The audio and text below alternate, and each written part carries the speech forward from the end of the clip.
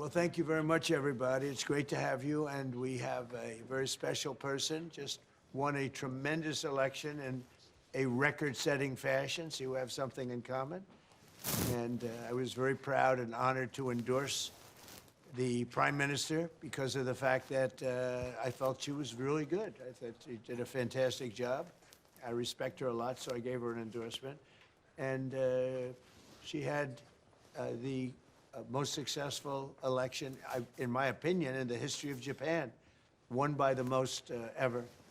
So we have a very popular, powerful woman, and she's a great woman. We have a very fine relationship, and we're going to be talking about trade and many other things. And it's an honor to have you. Thank you very much. Thank you very much. ありがとうございます。本日は非常に特別な方にいらしていただいております。歴史的な選挙の圧勝ということで、私たち共通するものがあると思います。私たち素晴らしい絆を持っておりまして、だからこそ私の方からも応援のメッセージを出させていただきました。素晴らしい人であり、私も心から尊敬している方です。日本の歴史上、最も素晴らしい選挙で圧勝したということで、人気の高い女性であり、すごい方だと私も思っております。本日に関しては、貿易、その他の課題について多く話をする予定です。Thank you, Donald, for inviting me to the White House today. Thank you. My visit is timely. So, given the current situation. Please. Thank you, Donald, for inviting me to the White House today. Thank you. My visit is timely. So, given the current situation, so. Oh, please, yes, Okay. absolutely. You have a very good interpreter. Yeah. Who I've known Your for, friend. who I've known Your for a friend. long I time, know, with he's Shinzo, your right? friend. 今中東情勢も含めて、それから世界中の安全保障環境が非常に厳しい状況にあります。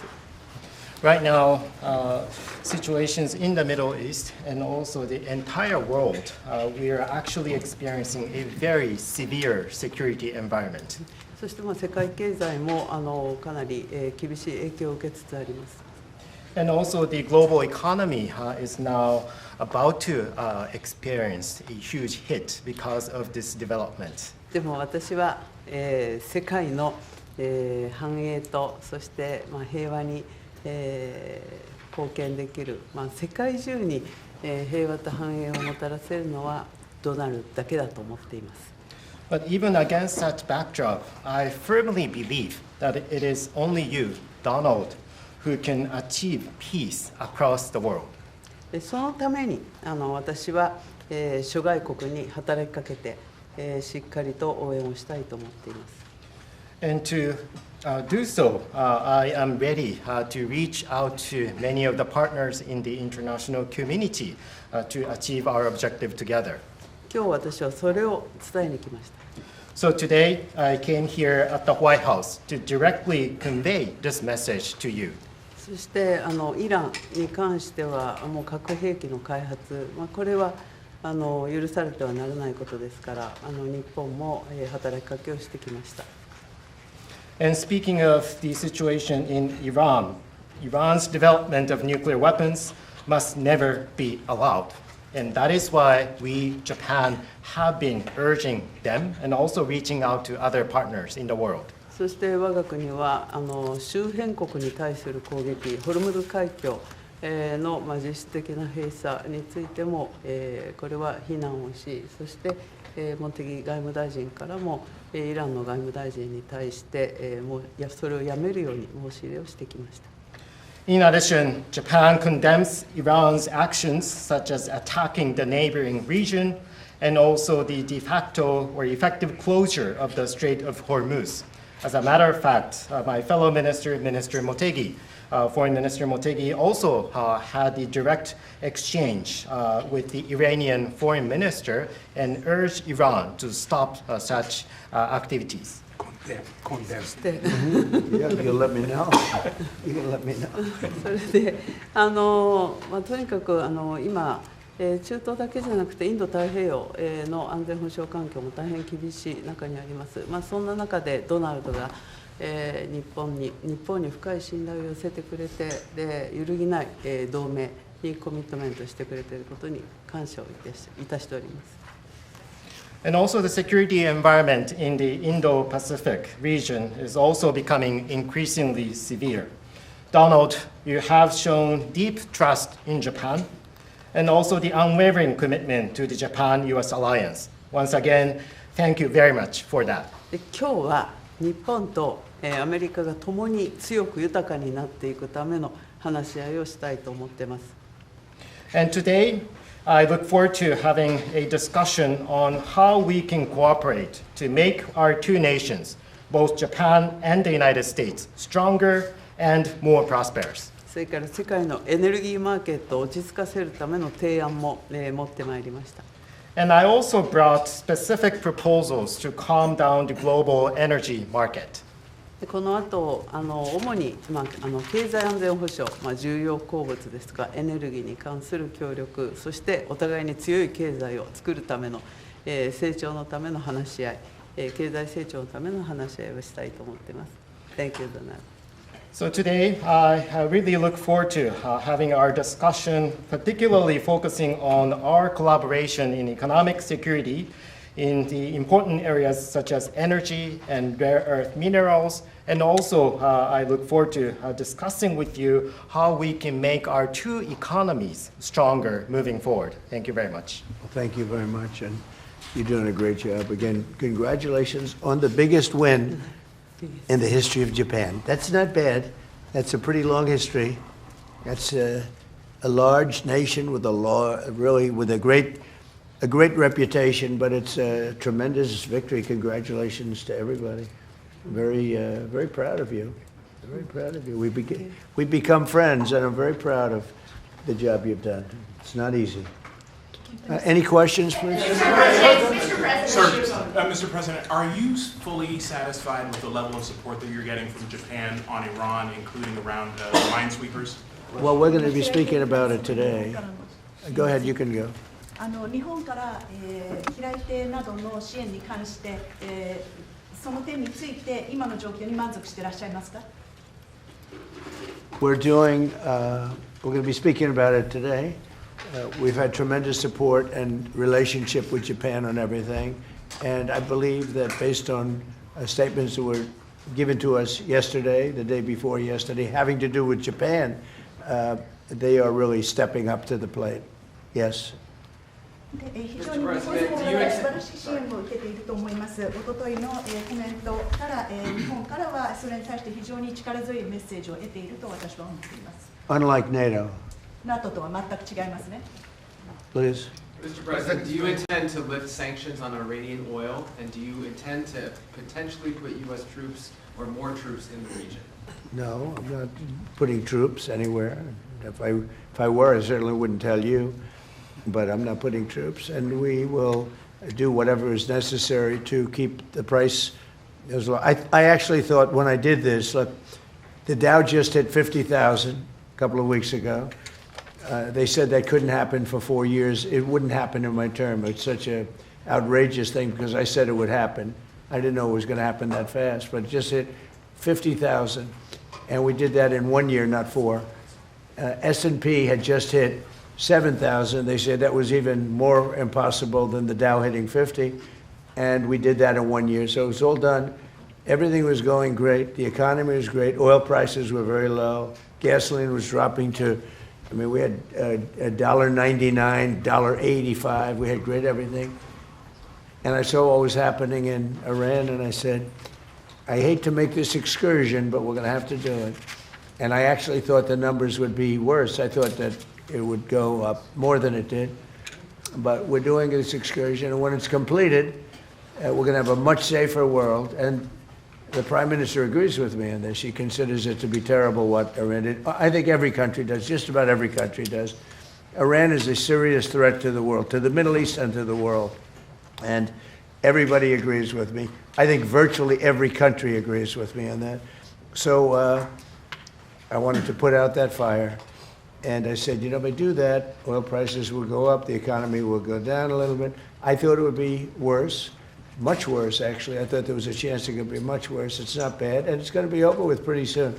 We've obliterated their Navy. We've obliterated their just about everything there is to obliterate, including leadership. Their Navy's gone, their Air Force is gone, their anti-aircraft equipment is gone. We're flying wherever we want, Pete. We have nobody even shooting at us. They have, and as you know, their leadership is gone. Their leaders are gone. They pick new leaders, they're gone. They pick new leaders, they're gone. And now they're looking for new leaders again. We can take out the island anytime we want. I call it the little oil island that sits there, so totally unprotected. And we've taken out everything but the pipes. We left the pipes because to rebuild the pipes would take years for them to do. But I would say we are substantially ahead of schedule. And I had to do this. I call it an excursion. I had to take this little excursion and do something that no other president had the courage to do. And everybody wanted to do it, but they never had the courage to do it. And I don't blame them. I'm not blaming them. It was left to me, and we've done a great job. Our military is incredible. We have an incredible military. We have the strongest military in the world by far. We have the greatest equipment in the world by far. In fact, Japan buys our equipment, buys a lot of it, and we're honored by that. And that's one of the things we'll be talking. They want to buy a lot of the military equipment. So it's just an honor to have the Prime Minister. We've had a tremendous relationship. Okay. Mr. President. I think she's going to have to go first before you. Is that okay? Do you understand? Just very good. I'll tell you. I mean, it's so nice that we don't have to sit. No, it's very good. I haven't picked up your language, so the next time you come, I'll have your language mastered. All right, go ahead. If the war is almost over, why is the Pentagon going to ask Congress for an additional $200 billion? Well, we're asking for a lot of reasons beyond even what we're talking about in Iran. This is a very volatile world, and the military equipment, the power of some of this weaponry is unthinkable. You don't even want to know about it. Oh, you could end this thing in 2 seconds if you wanted to, but we are being very judicious. But we want to do, don't forget, Biden gave away, I rebuilt the military in my first term. Biden gave away so stupidly to Afghanistan a lot. He didn't want to move it. He was too lazy, too stupid to move it. But it was a very small amount. It was a lot, but it was very small relative to what I purchased and what I built. We want to have vast amounts of ammunition, which we have right now. We have a lot of ammunition, but it was taken down by giving so much to Ukraine. They gave so much. Biden gave $350 billion worth of cash and military equipment to Ukraine, and he didn't rebuild anything. Fortunately, we have a lot. We have a tremendous, unlimited supply of what you'd call middle and upper middle armaments and military equipment, munitions, armaments, but munitions in particular. At the high end, we have a lot, but we're preserving it. We don't really need it. But we're building, our manufacturers of military equipment are building at a level they've never seen before, they've never done before. Pete's in charge of it with all of us, really. But Pete's been very, very strong on it. The general and Pete, myself, the whole group. And Raytheon is building 4 factories. Lockheed is building 5 or 6 factories. And they're building them fast, because we had a very tough meeting with them. They were going out and buying back stock for $51 billion in one case. They spent $51 billion buying back stock. Now they're not allowed to do that. And they are now building a tremendous, there's never been anything like it, what's taking place right now. So we're in very good shape, but we want to be in the best shape we've ever been in. We were that, when I rebuilt the military, we were in great shape, and then Biden blew it, and he didn't do anything. He didn't do anything. And if you listen to the Democrats, they don't even want to have a military. Now you see how important it is. But we have the strongest military in the world. We have the best equipment. We make by far the best equipment. The other night, they had 114 rockets shot at a certain location.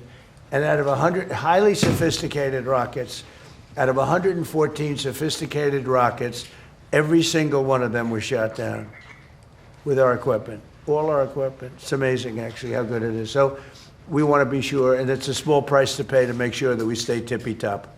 Mr. President, lastly, Mr. President, you Thank you, said. Mr. President. The Treasury Secretary this morning said there were defections among Iranian leadership. Are you aware of that, and is there anybody the U.S. can work with as a leader going forward? Well, we have a man named the Treasury Secretary here, so maybe he wants to discuss it. Does anybody know, do you know who he is? Central Casting.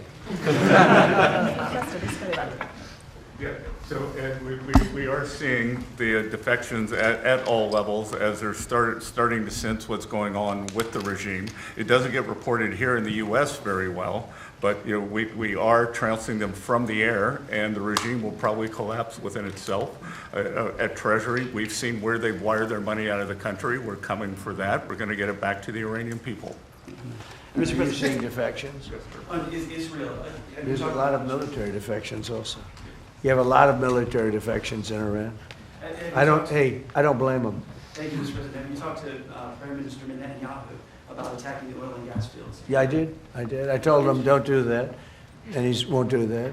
We didn't discuss. We do, we're independent, we get along great.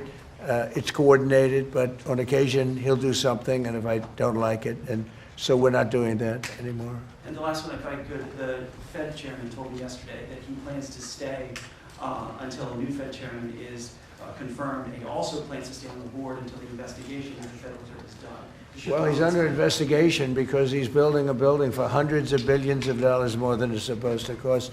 The building you see over there is under budget and ahead of schedule. That's the ballroom. The ballroom is a much bigger building. It's a much more complex building than what he's doing, and it's at a fraction of the cost. Something is going on, whether it's contractors. That's what I do best in the world. I build great buildings. I've always done it, and I build them under budget and ahead of schedule. They could have $4 billion. This is a renovation job for $4 billion. And if you look at the building, it's not even, I don't know if Kevin Warsh is ever going to be able to move into it. It's been under construction for years.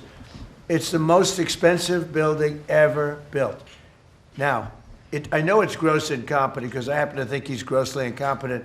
Today, certainly you should be lowering interest rates, all right? Certainly, who would not lower them? But he's stubborn, and he's got Trump derangement syndrome. But a lot of people have that, it's not a curable disease. But he's also building, he should be lowering rates immediately. But he won't do that because he's a stubborn, incompetent person, and that's a bad thing. When you're stubborn and incompetent, I think it's the worst combination. And he's also not a smart person. But he's building a complex over there that's under his jurisdiction. He started it, and it's out of control. It's billions of dollars for a little building.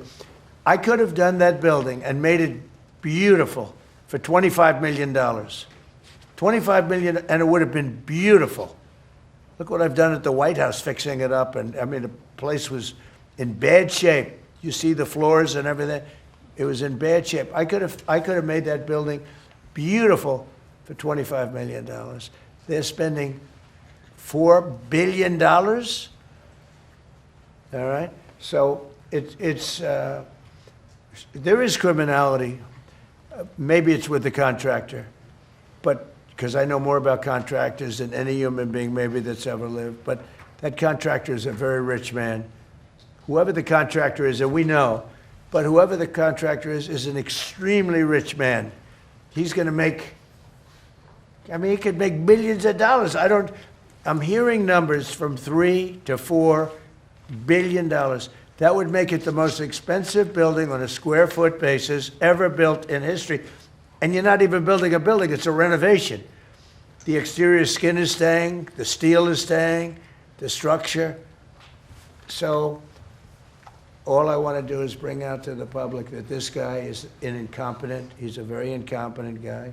And he may be a dishonest guy, but somebody's dishonest because there's no way that building can be $3 to $4 billion. Mr. President, on the Strait of Hormuz. Thank you. Please. Mr. President, you just mentioned Japan. This looks like one of your people right here. Thank you. Is he good or bad? Good. Is he a good reporter or bad? How's you know? So. Not a, all right, he looks like a nice guy. Go ahead. Mr. President, you just mentioned Japan is stepping up. What kind of the support do you expect from Japan in the future? Look, I expect Japan to step up because, you know, we have that kind of relationship. And we step up for Japan. We have 45,000 soldiers in Japan. We spend a lot of money on Japan. And we've had that kind of a relationship. So I expect, I'm not surprised that they would step up. We don't need much. We don't need anything. I mean, honestly, we don't need anything from Japan or from anyone else. But I think it's appropriate that people step up. In the case of Japan, I hear they get more than 90% of their oil through the strait. So that's a big reason to step up. I mean, we've demolished, that country is close to demolished. The only thing is the strait. It's very hard. You could take two people and they could drop little bombs in the water and they're holding things up. We don't want that to happen. But honestly, Japan, China, Europe, parts of Europe, get a lot of their oil through the strait. We get none, practically. We're less than 1%. We don't have to be any percent. We don't even, I think we do it just to be nice. But we, think of it, we don't use the strait. We're defending the strait for everybody else. And then in the case of NATO, they don't want to help us defend the strait, and they're the ones that need it. But now they're getting much nicer because they're seeing my attitude. They're getting much nicer. But it's, as far as I'm concerned, it's too late. You know, UK wants to send aircraft carriers now. And I said, I want the aircraft carriers before the war. I don't want them after the war is won. They want to send me aircraft carriers after the war is. There's practically nobody to shoot at them. You know, their missile count is down, Pete. Maybe you could discuss it. By about 90-something%. The drones are way down, and the factories are being demolished. Maybe. Yes, sir. Our missiles being shot are down over 90% since the beginning. One-way attack drones down 90% since the beginning, which is a reflection of overwhelming firepower. But you mentioned the most important part, Mr. President. Their defense industrial base. If you can't make more of it in the future, then you have a limited supply. And so we're going after all of their defense contractors that make all of their exquisite weapons and ensuring that even if they wanted to rebuild more launchers or more missiles, they couldn't in the future. And that's a level of devastation for their military that they've never seen before. So we have, in literally 2 weeks, we've demolished their Navy, their Air Force. All technology is gone. All communication is gone. And all of the leaders are gone. Other than that, they're doing quite well. Okay, how about one more question for the Prime Minister? Let me pick a beautiful-looking person from Japan. A question for the Prime Minister. Go ahead. Me? Yeah, sure. Oh, he doesn't believe he's beautiful. Oh, okay. He sounded shy.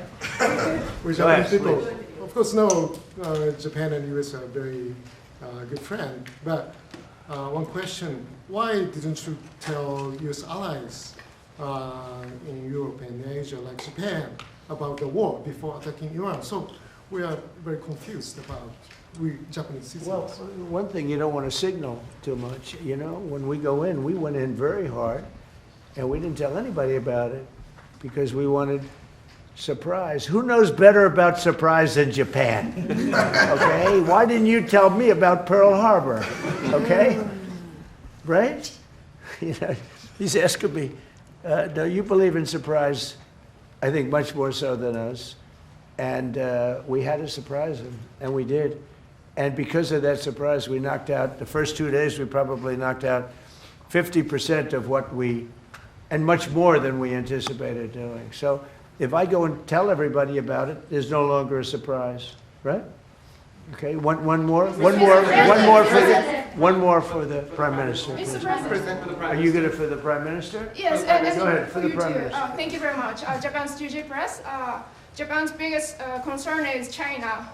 Now they are giving us export control and very harsh terms to criticize us. So could you plan? Will you plan to bring up relationship between Japan and China while you're there? Yeah. Well, I'll be going to China very quickly, but I think I'd really like to have the Prime Minister talk about China because I know they have a little bit of an edgy relationship, and I'd just like to know where it stands, how you're doing with China. So, please. で日本はいつも中国に対してオープンです。会話はオープンにしています。それから冷静に対応しています。でとにかく米中関係も含めてですね、これが地域の安定、それから世界のサプライチェーン、これに貢献するものであることを願っています。日本は常にオープンです。So first of all, Japan has been consistently open to dialogue with China. And also, second, we have been addressing our relations with China in a calm manner. And also speaking of the US-China relationship, my sincere hope is that the relationship will be something conducive for regional security and also ensuring the global supply chain in the world. Once again, I would like to reiterate that Japan has been consistently open to dialogue with China.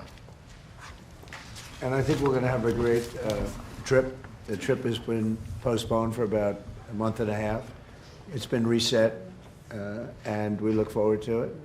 And I'll be speaking Japan's praises when I'm in China with President Xi. But we're going to have some good talks today. And I think mostly about trade, because they want to do a lot of trade. They're a tremendous purchaser of our energy, our oil, gas from, in particular, Alaska. Because Alaska, believe it or not, is very close. It's much closer than any other source. It seems a little cold compared to, but it's just a short trip. So that's something that we will talk after the press corps leaves. We'll be discussing trade, and a lot of the talk will be about energy. Thank you very much, everybody.